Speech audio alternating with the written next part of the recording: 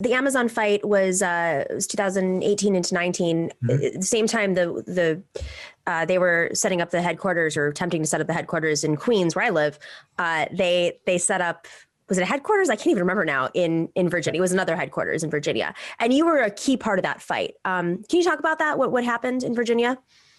Yeah, when they made their announcement, they were looking for a new headquarters. I said, this whole thing is a sham, right? They were trying to play cities off of each other to try to, get a bidding war going.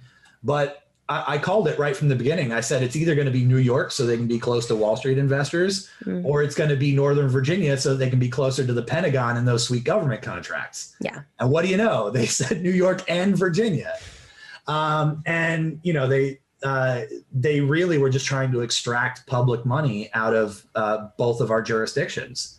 And I was one of a small handful of people that opposed it. We only had 9 minutes worth of debate on the floor about whether or not to give them $1.8 billion in cash. Kidding me? Cash tax breaks and infrastructure. We're building an entirely new campus for Virginia Tech adjacent to their headquarters, specifically for their workforce requirements. 9 minutes of debate. 9 minutes. And I had, even some very far-right Republicans after that 9-minute debate, after they voted for the incentive package, came up to me afterwards. I remember this one guy, Tim Hugo. He came up to me in the lounge off the House floor, and he said, "You know what, Lee, I listened to what you're saying, and I think you're right. I think those people are screwed." I'm like, "Why the hell did you vote yes?" But it's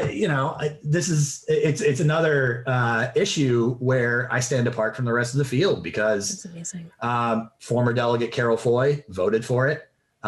Senator McClellan voted for it. And then, Terry McAuliffe bragged about the role that he played in putting the deal together.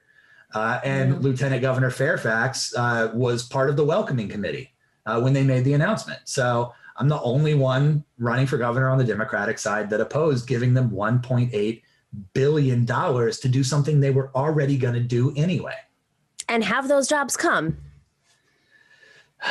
They haven't come for the people that were here when we made the vote, right? So most of the positions that they've opened up so far have been filled with transfers. Right.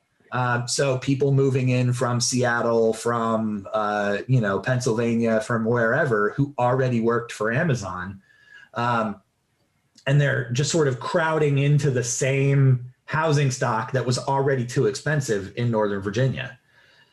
Where I live, I'm about an hour away from the Amazon campus, but you heard the train whistle earlier.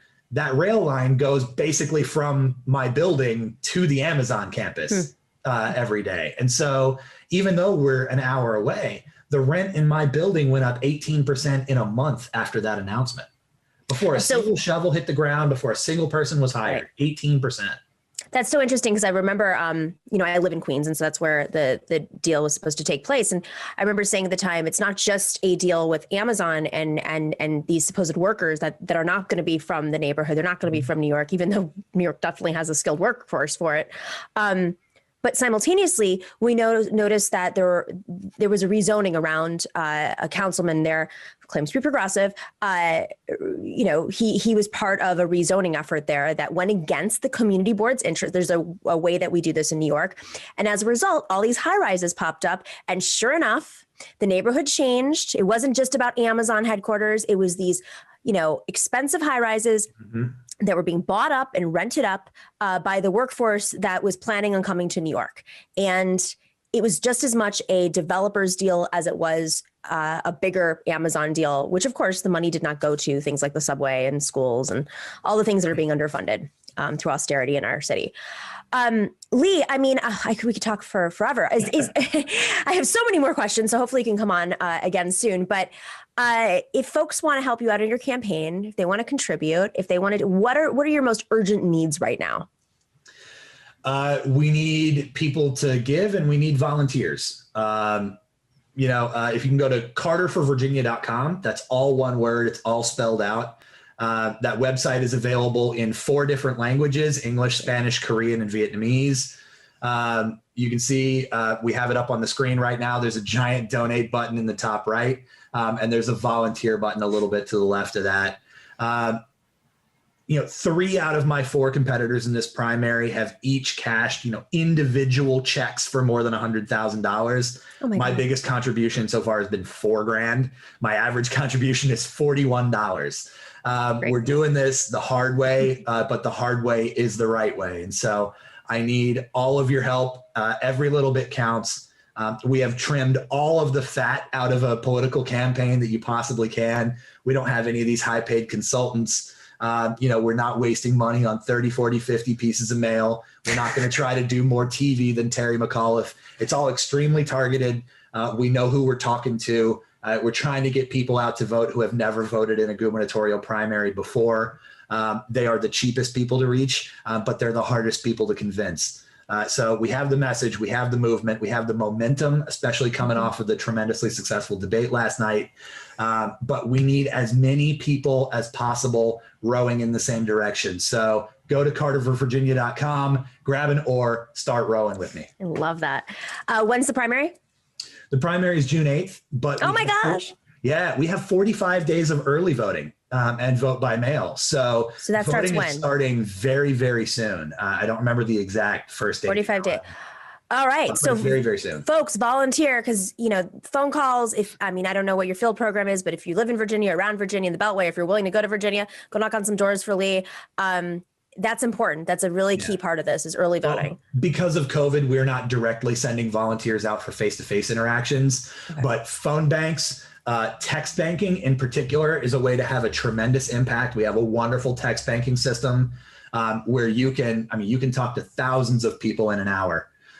So by all means, please go to carterforvirginia.com, click that volunteer button and that donate button. We need all the help we can get.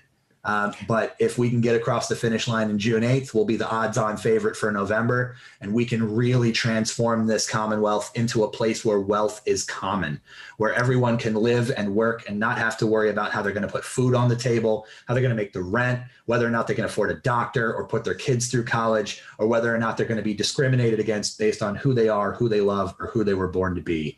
The stakes in this election are huge, not just for Virginia, not just for the 8.5 million people that live here, but it will set tremendous precedent for the other 49 states as well. We can transform this country and we can make Virginia the first domino to fall. I love it. And not to mention, you are a former vet. Let's add that to the mix too. Yes. I'm sorry I missed out on that. You're the only one, you're a veteran. You're the only one in the race that's a veteran as well? That's huge for Virginia. At least on the Democratic side. Yeah. So Virginia is per capita the most military and veteran heavy state in the union. Right. And so, this is actually part of my argument for single payer healthcare here. A lot of people think, oh, Virginia is this conservative state, you're never going to get that. But it's like, no, we have the most military and veterans of any state in America. So we have the most people who have already been on a single payer government run healthcare plan and know that it's better. Right? You can call it Medicare for all. You can call it Medicaid for all. You can call it TRICARE for all if you're trying to reach a military audience. Right. I don't care. As long as we achieve universal coverage so that everyone can see a doctor and the bill is handled on the back end and you don't have to worry about anything.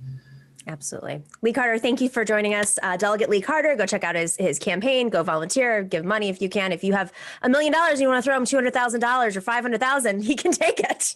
As long as you're a good person. I would feel a little bit weird about a check that size, but who knows what rich socialists are watching our show. If there's any class traders out there that just have it like that, I don't know. We'll take those on a case-by-case basis, I guess. Deep interviews. Just kidding. Hey, if Ben and Jerry's wanted, I'm just throwing this out there. If Ben and Jerry's wanted to give you $500,000, would you take that corporate money? No for-profit corporations whatsoever. Great answer. Look at that. If Ben and or Jerry wanted to give me money, sure. But Ben and Jerry's, absolutely not. There you go.